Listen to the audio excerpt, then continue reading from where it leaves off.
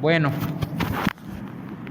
cuando estén checando la rúbrica del proyecto integrador, se van a dar cuenta de que les está solicitando una cosa de la cual empezamos a hablar la otra clase, y era acerca de esto. ¿Sí?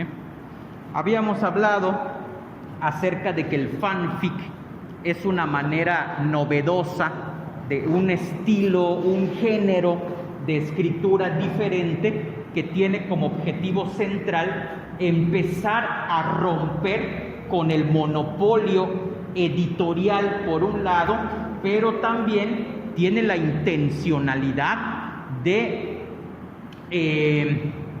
empezar a cuestionar también el hecho de que las historias tienen que estar perfectamente establecidas. Da la posibilidad creativa de poder alterar, ¿sí?, de poder modificar aspectos de una obra que nosotros consideramos que no debieron haber sido de esa manera. Nos metemos con la posibilidad que lanzábamos en la actividad número 1 acerca de ¿qué pasaría si? O sea, ¿qué habría pasado si no hubiera sucedido tal cosa en tal historia? O ¿qué hubiera pasado si esto que no se dio, sí hubiera sucedido en esta historia? Ese es el camino del fanfic. El camino del fanfic surge a partir de la especulación, a partir del tratar de pensar cuáles pudieron haber sido los caminos que tomara una historia para poder aterrizar y ser entendida de manera adecuada. Compañeras, compañeros, en este sentido, esto es en general lo que tienen que hacer para proyecto del bloque 1. La reescritura de una historia. Yo les voy a subir 10 historias pequeñas, entre mitos y leyendas, ¿sí? Entre mitos y leyendas les voy a subir historias, ustedes las van a leer y van a elegir alguna. ¿Sabes qué? De las historias que me dio el maestro, yo elijo la número 6 para hacer mi fanfic y hago la reescritura. Cuando ustedes lean el instrumento de evaluación, dice que ese fanfic puede ser de varias cosas. Puede ser que yo diga, mira, esta es la historia, pero lo que yo voy a contar es lo que pasó antes de la historia que leí. No, ¿sabes qué? La historia base es esta, pero voy a hablar acerca de lo que pudo haber pasado después. Mi historia base es esta, pero no me gusta el personaje protagonista. Yo quiero hacer que el personaje secundario de esta historia se convierta en el protagonista, porque seguro que cambiarían muchas cosas. O la decisión que tomó este personaje me parece que no fue la adecuada. Vamos a trabajar en cómo habrían sido las cosas si el personaje principal hubiera tomado esta otra decisión. También puedo juntar universos, ¿no? ¿Sabes qué? La historia del mito número 4 que me presentó el maestro me gustó mucho, y también me gustó la historia del mito número 9. las mezclo para crear una historia nueva. Ahora bien, damas y caballeros, el día de hoy vamos a plantear las características generales, más que las características, las etapas o las consideraciones que debe tener un escritor para empezar a plantear qué es lo que quiere expresar con la obra literaria que va a escribir. Nosotros vamos a poner aquí, pues así como que un poco pretenciosamente, el título será de nuestra clase de hoy, el oficio del escritor. Esto nos va a servir como base para elaborar la actividad número 3, que no van a entregar esta semana, van a entregar hasta la siguiente semana, pero va a ser importante que hagan la actividad número 3 porque les va a ayudar, y yo también los voy a ayudar, para que quede bien su proyecto integrador. Ahorita nos vamos con todos esos detalles, damas y caballeros. Primero, oficio. Cuando yo hablo de un oficio, damas y caballeros, tengo que tomar en cuenta que todos los oficios se producen todo lo que produzco a través de un oficio se construye a partir del uso de determinadas técnicas. Así es. Determinadas técnicas son las que operan para que el escritor pueda llegar a plasmar lo que verdaderamente quiere en su obra de arte. Ahora, ¿de qué técnicas? ¿De qué estamos hablando específicamente? ¿Cuáles son esos pasos? ¿Cuál es esa metodología que nos va a servir para poder definir cómo hacer adecuadamente una historia? Mucha gente piensa que el escritor, su trabajo es bien simple, porque un buen día, andando por allá a quién sabe qué horas de la noche, observando la luna, de pronto le llega una idea y a partir de esa idea toma lápiz, papel, la computadora o el teléfono y empieza a escribir hasta que termina la obra. Y la verdad es que no. Hace unas clases hablábamos acerca de que el escritor necesita disciplina. Había una persona por allá que decía que una obra literaria es 10% inspiración y 90% trabajo. Claro, lo que importa, lo que necesito para poder hacer una buena obra literaria es trabajar en ella. Trabajar en ella implica muchas cosas, damas y caballeros. Trabajar en ella implica, por principio de cuentas, definir qué es lo que quiero expresar con mi obra. Eso es lo primero, ¿sí? Lo primero que tengo que hacer es definir qué quiero expresar con mi obra. ¿Sale? ¿Qué quiero expresar con mi obra?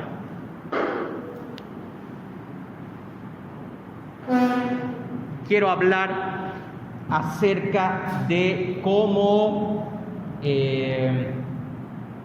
un niño percibe los problemas familiares que hay en su casa. Quiero hablar de eso. Ahí les va. Yo también tengo pues cierta experiencia escribiendo historias. Obviamente esto no se los estoy lanzando desde la teoría, se los estoy lanzando desde mi propia práctica creativa, ¿no? Lo primero que tengo que hacer es esto.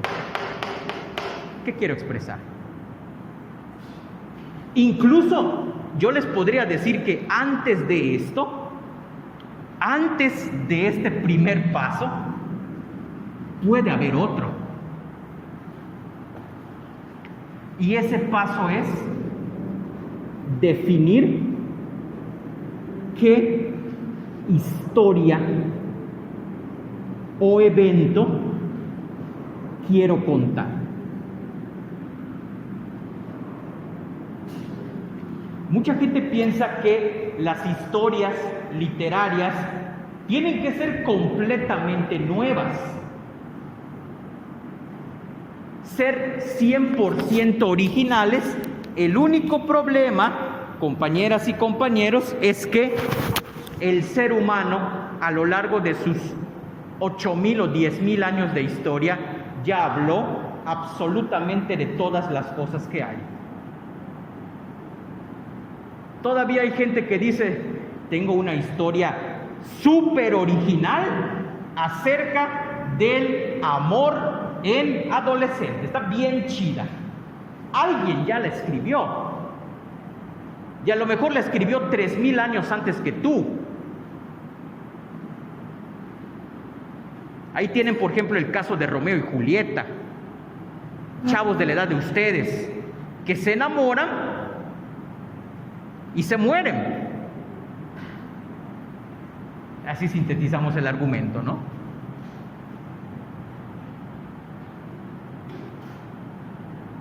El asunto, damas y caballeros, no es entonces en la obra literaria qué historia voy a contar que sea original, porque ninguna historia lo es, sino desde qué perspectiva o cómo va a ser la manera en la cual quiero contar esta historia. Y definir qué historia quiero contar es relativamente sencillo.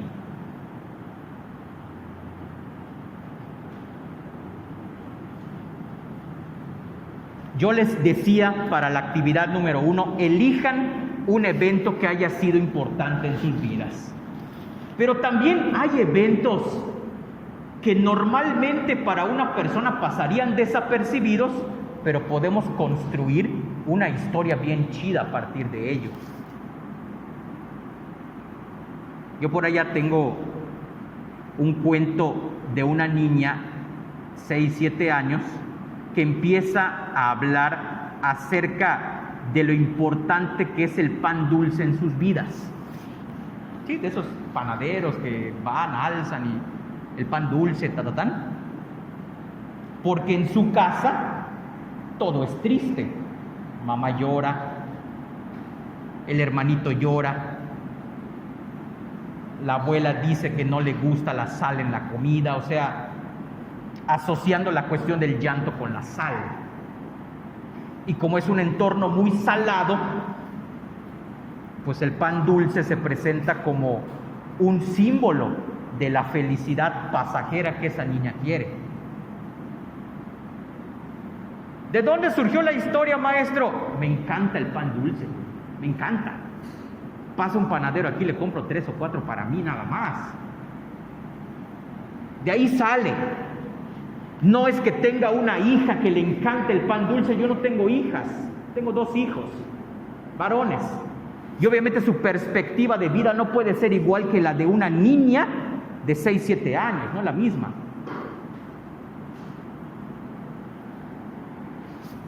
Por allá, si ya escucharon las clases que he grabado también para otros grupos, cuando yo venía en camión a la escuela, aquí cerca, aquí tirados a lo largo de este camino, antes de que estuviera el parque este y el auditorio y la canchita de acá, era un basurero esto. Y en las banquetas, a un costado de las banquetas que están cerca de esta escuela, encuentras cajitas de este medicamento. ¿Saben qué es el Cialis? Te va a sorprender. No sé por qué. Yo creo que andaba triste en aquellas ocasiones y estaba cabizbajo y de pronto veo 1, 2, 3, 4 cajas de Cialis cerca de la prepa 8, donde hay puro adolescente. Yo digo, el Cialis, damas y caballeros, es el sustituto del Viagra. ¿Qué hacen cajitas de Cialis, de un medicamento para contrarrestar los efectos de la impotencia sexual en el hombre, que hacen tirados cerca de la prepa 8?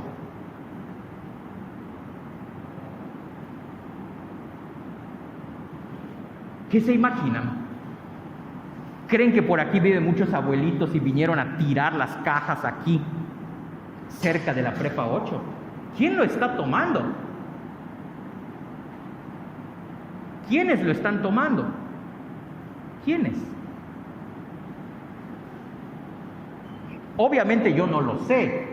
Yo saco una hipótesis y digo, mira, el hecho de que este medicamento esté aquí, tiradas las cajas, quiere decir que hay chavos que lo consumen, chavos de la edad de ustedes. ¿Para qué? No lo sé. Más seguridad a lo mejor, porque la neta cuando empieza la sexualidad a esta edad es un oso tras oso, güey. Ya te lo habrán contado tus amigas, ya te lo habrán contado tus amigos. Es la verdad. Usualmente no das una, damas y caballeros. Entonces, ¿cuál es la solución? Yo, chavo de 17 años, 18 años, me tomo un sustituto de Viagra, para no fallar. Tengo un cuentito que habla de eso. No me senté una noche a ver, inspiración llega a mí, por favor, te necesito, quiero escribir una historia. No. Lo vi y digo, esta onda me puede dar para una historia. Y escribí la historia de un chavo que está esperando a su novia y que había tomado de esta medicina. No, obviamente no puse, un chavo de la prepa 8 tomó esto porque, obvio, no. Voy a balconear a la escuela, ¿no? No. Pero el espacio es importante, el lugar donde están esas cajas es importante, me indican algo, se puede convertir en una historia. Y estoy seguro que todos ustedes están así. En algún momento hay una cosa que parece completamente insignificante, pero de eso puede salir una historia importante. 1, definir qué historia quiero contar. 2, definir qué quiero expresar con mi obra. 3, muy importante, debo ser capaz de determinar cómo voy a usar los elementos del género narrativo. ¿Cuáles eran esos? Narrador, personajes, espacio y tiempo. ¿Cómo los voy a usar para construir mi historia? Después de esto tengo que pensar en cuál será la trama de la historia. Ok, continuamos en el siguiente módulo. Damas y caballeros, porfa, pueden salir al descanso.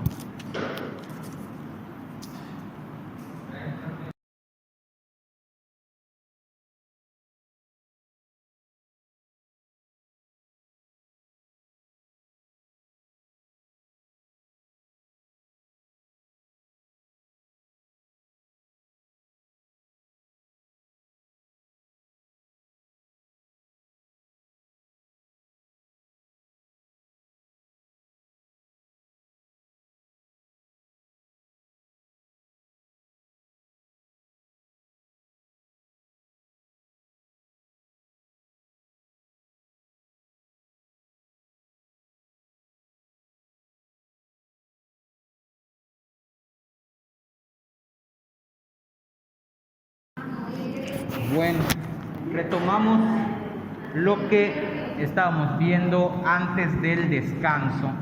Miren, lo que yo les estaba platicando es que para construir una historia tenemos que planear absolutamente todos los detalles que van a aparecer en ella, todo. Obviamente, con el proyecto integrador no espero que haya, o sea, no es que los menosprecie, no entiendan eso, pero también hay que tener en claro que hay gente que nunca ha escrito una historia antes, nunca le ha llamado la atención hacerlo, y obviamente no voy a calificar lo que ustedes van a entregar en el proyecto integrador esperando encontrar historias escritas por profesionales. Únicamente quiero que estas preguntas, que estas situaciones que están aquí en este momento en el pizarrón y que vamos a tener en cuenta al momento de pensar en qué es lo que quieren que transmita su obra. Aquí, por ejemplo, todavía podemos hacer un poco más, complejo el asunto. Ok, ¿cómo voy a usar a mi narrador? ¿Qué narrador es más conveniente para lo que voy a contar?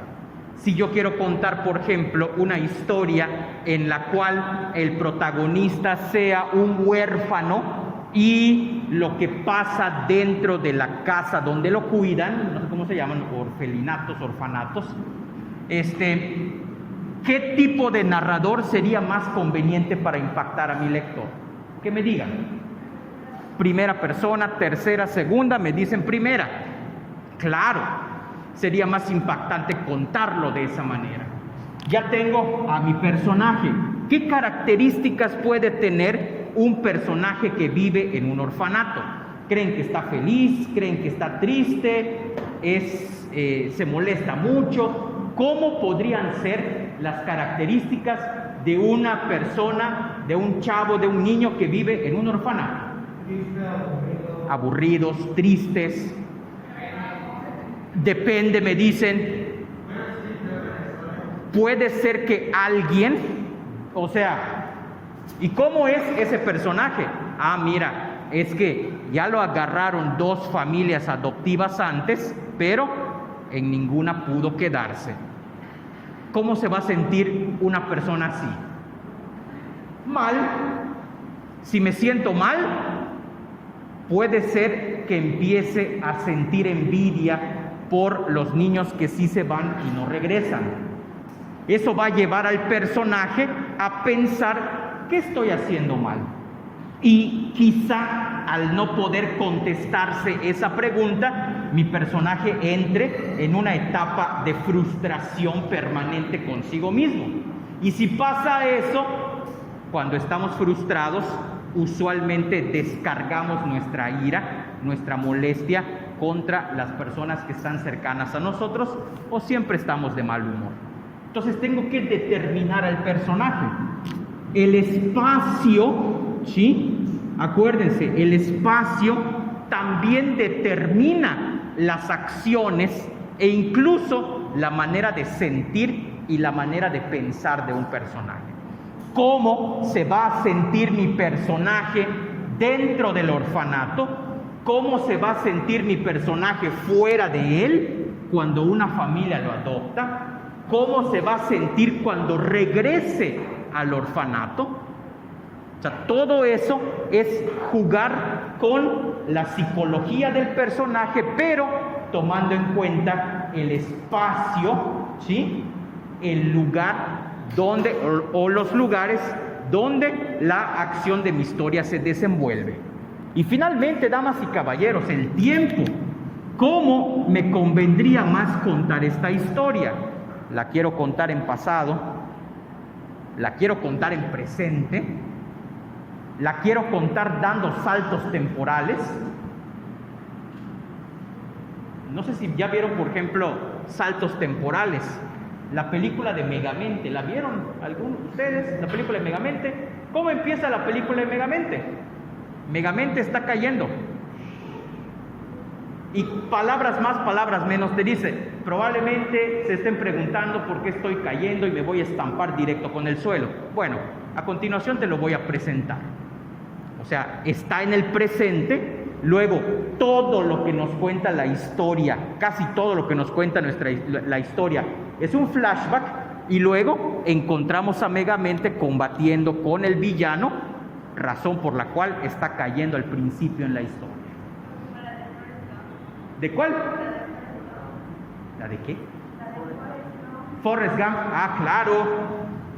Esta es una película bien chida porque empieza a hacer un repaso por temas de historia, pero fíjate, parece un fanfic. Yo tengo a Forrest Gump, que creo que convive con un presidente, luego con el presidente de no sé dónde. O sea, combina hechos históricos reales con un personaje ficticio. Muy buena la obra. En términos temporales también, manejo interesantísimo del tiempo. No sé si han visto una película de Brad Pitt que se llama Benjamin Button, el extraño caso de Benjamin Button. O sea, es una película impresionante, el curioso caso de Benjamin Button, en la cual hay un manejo del tiempo real, vamos a llamar así. Hay flashbacks y todo, pero la onda va de que mientras, o sea, se supone que nació anciano y va a morir, o sea, en lugar de tener el proceso natural del ser humano envejecer, va a morir siendo un bebé. O sea, es una cosa impresionante. Hay un cuento, les debo ahorita el título, ahorita lo busco, de un escritor cubano, Alejo Carpentier, que es así, tal cual. En lugar de contar cómo van procediendo las cosas hacia adelante, las va contando como literalmente si nosotros la estuviéramos viendo, o sea, si estuviéramos retrocediendo una película. Ahorita les debo el título, ahorita se los encuentro para dárselos. El manejo del tiempo, tú sabes lo que vas a hacer con él. Hay otra película, Sandra Bullock, si en alguna ocasión pueden, está chida, se llama Premoniciones.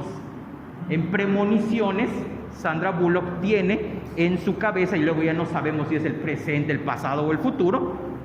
Premoniciones es ver hacia el futuro, ver lo que va a pasar en el futuro, tener una idea de lo que va a suceder en el futuro, y eso aparentemente lo hace en un estado de confusión, en un estado de ensoñación, porque está tomando algunos medicamentos para tratar problemas de ansiedad. Entonces, todo eso hay que contemplarlo. La idea del proyecto integrador que van a hacer, donde hay más puntos en juego, es en esta parte de acá. ¿Cómo yo soy capaz de encadenar los elementos, los 4 elementos del género narrativo para construir una historia? Aquí me dicen cuál va a ser la trama de la historia, ¿sí? Y también podemos hacernos otra pregunta ¿por qué? ¿Cuál es el mensaje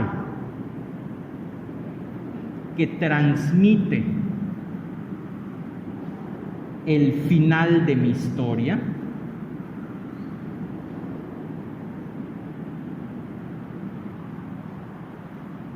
Otra pregunta que me puede servir para ir definiendo lo que voy a hacer es la psicología de mi personaje es estática, o sea, no cambia, o evoluciona conforme pasa la historia. Lo ideal es que suceda esto. Lo ideal es que avancen. Lo ideal es que la psicología empiece en un punto A y termine en un punto completamente diferente. O sea, que cambie la perspectiva de mi personaje alrededor de un suceso determinado. Dígame. Predestinación. ¿De quién es? Ok. Ajá. Es la misma persona. O sea, comienza siendo una mujer, termina siendo un hombre, luego sigue siendo una hija.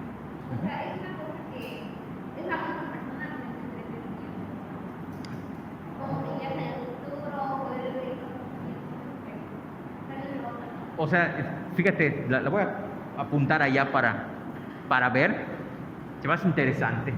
Efectivamente, esa idea que ha fascinado al ser humano de viajar en el tiempo ha dado pie para muchísimas cosas, sagas, películas, novelas, inclusive. En algún momento quizá lo haremos, probablemente. Pero bueno, entonces, tenemos 3, 4, 5, 6 cosas. Nos falta una, perdón, estoy omitiendo una. ¿Cómo voy a crear la estructura de mi texto? Ustedes saben, damas y caballeros, que una historia normalmente tiene cuatro partes. La primera de ellas es el planteamiento. La segunda es el nudo. La tercera es el clímax. Y la cuarta es el desenlace. En el planteamiento se presentan los elementos que van a ser importantes para la trama de la historia.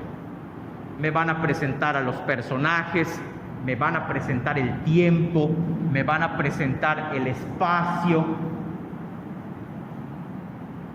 Elementos claves. En el nudo se empieza a desarrollar la trama.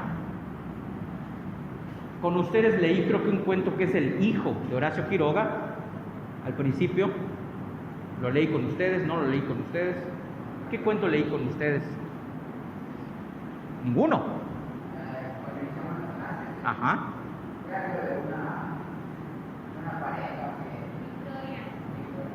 Victoria. Laura. Sí. Laura y Victoria son sinónimos, ¿no? Ok. El de Inés Arredondo, les conté. El de... ¿Cómo se llamaba? No acuerdo el nombre del título. A ver. También leímos otro que era un chico que lloraba. El de Roque Dalton. Sí. Correcto. En el de Inés Arredondo, queda muy claro esto. Inés Arredondo, en su primera línea, se echa todo el planteamiento. Dice, ¿qué castigo le vas a dar a esta persona? ¡Ay, que se bese con alguien del sexo opuesto! Van jugando entre chavos, ¿no? Y casualmente a Elisa le toca besarse con su novio y la bronca es que nunca se habían besado. Ahí está el problema. Luego cuando lees todo el cuento dices, ay güey, con razón hizo el planteamiento de esa manera. O sea, todo cae. O sea, cuando percibes el texto literario como una unión de partes y que todas estas partes están pensadas, tú dices, mis respetos para esta escritora o para este escritor.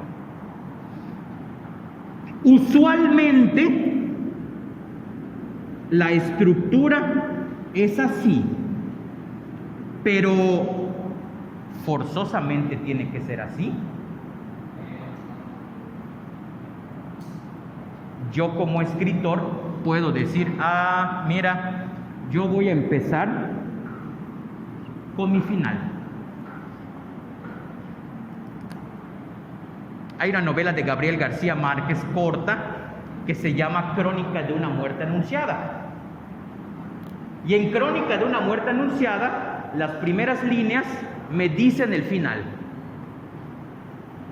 El propio título me dice el final. Crónica de una muerte anunciada. Crónica de una muerte anunciada es una especie de novela con lenguaje periodístico, de ahí el título de crónica, que trata de rescatar los hechos que precedieron a la muerte del personaje protagonista que se llama Santiago Nazar. Gabriel García Márquez empieza la novela algo así como: el día en que lo iban a matar, Santiago Nazar se levantó muy temprano, a las 5:30 de la mañana. Ya sé que van a matar al pobre hombre. Ya me spoileó el final García Márquez. Cerca del final de la novela, vemos a Santiago Nazar, un vato le hace así con un cuchillo cebollero, le abre el estómago y empieza a salir el estómago y las vísceras. Y de pronto cae el güey y se acaba la novela. Pero desde la línea 1 me dijo que se iba a morir. Entonces, la bronca es también cómo voy a ordenar estas partes en mi historia. Quiero empezar adelante. Quiero empezar con el nudo, adelante. Quiero, también es válido, sobre todo en las historias más actuales. Quiero prescindir del planteamiento y me voy directo con el problema, adelante. No hay show. Todo lo que necesites para definir el significado o mensaje final de mi obra, todo lo que necesite para esto, para determinar esto, es válido.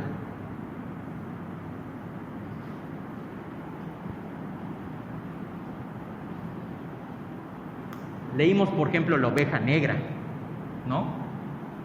¿La oveja negra sigue esta secuencia o no la sigue?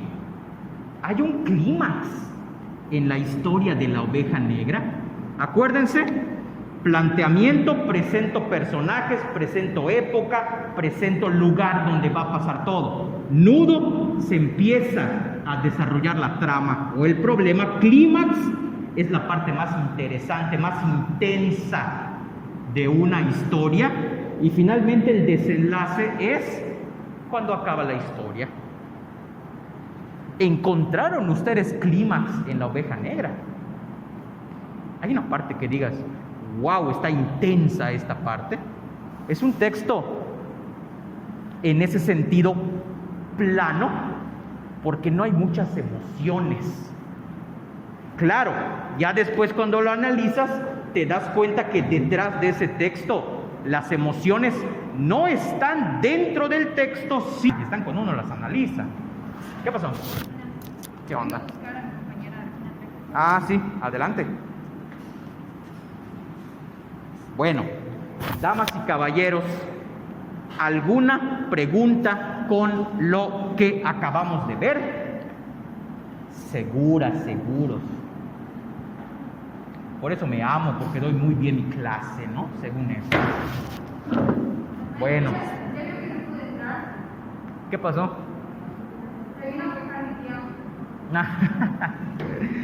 Está bien, siempre funciona. Dale. Bueno, entonces, si no hay preguntas, si no hay dudas, vamos a dejarlos acá. ¿Sale?